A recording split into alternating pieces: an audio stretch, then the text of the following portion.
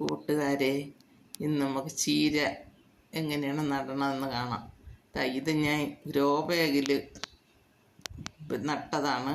വിത്ത് പാവി പൊടിച്ചത് 2 പ്രാവശ്യം കട്ട് ചെയ്തിട്ട് അതിൻ്റെ മൂട്ടിൽ നിന്ന് പൊടിച്ച് വന്നതാണ് 3ാമത്തെ പ്രാവശ്യം. അതിൻ്റെ കൂടെ ഒരു മൂട് ഇതാണ്.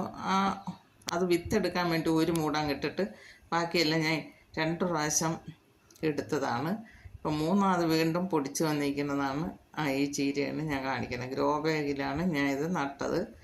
ഗ്രോ ബാഗിൽ ചാണകപ്പൊടിയും മണ്ണും ഇട്ട് വേറെ ഒന്നും ഇട്ടില്ല, ഇത്രയും മിക്സ് ചെയ്ത് നട്ടതാണ് ഈ ചീര.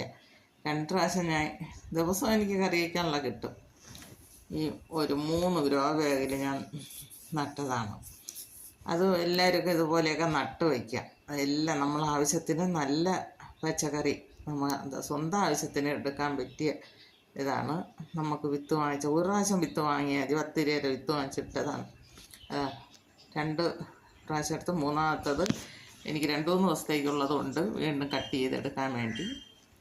ഇവിടെ അതുപോലെ ഒരു പെട്ടി ഇവിടെ കിടന്ന് ആ പെട്ടിയിലും കൂടെയാണ് ഞാൻ ഇട്ട് പൊടിപ്പിച്ചത്. ബാക്കിയുള്ള വിത്തിനെ ഞാൻ തറയിൽ വാഴയ്ക്ക് കിളച്ചെടുത്ത് തന്നെ നട്ട് പൊടിപ്പിച്ചതാണ് ഈ ചീര.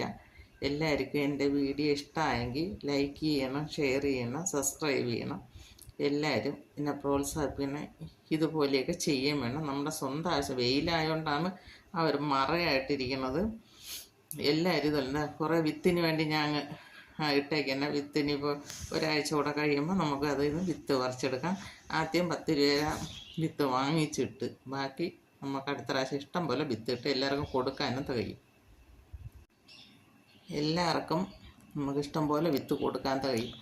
ആര് ചോദിച്ചാലും ഞാൻ അതിൻ്റെ വിത്ത് കൊടുക്കും. ഇഷ്ടം പോലെ വിത്തുണ്ട്. അത് പൊഴിച്ചെടുത്ത് എൻ്റെ കൂട്ടുകാർക്കൊക്കെ ഞാൻ കൊടുക്കാമെന്ന് പറഞ്ഞിട്ടുണ്ട്. ഞാൻ കൊടുക്കും. ഇതുപോലെ 1 പ്രാവശ്യം നമുക്ക് വിത്ത് വാങ്ങിയാൽ മതി. 10ൻ്റെ ഒരു കയറ് വാങ്ങിച്ചാൽ മതി. അത് കഴിയുമ്പോൾ എന്താ ഇഷ്ടംപോലെ പൂത്തിരിക്കുകയാണ്. ഒരാഴ്ച കൂടെ കഴിയുമ്പോൾ വിത്ത് റെഡിയാവും. എല്ലാവർക്കും കൊടുക്കാം.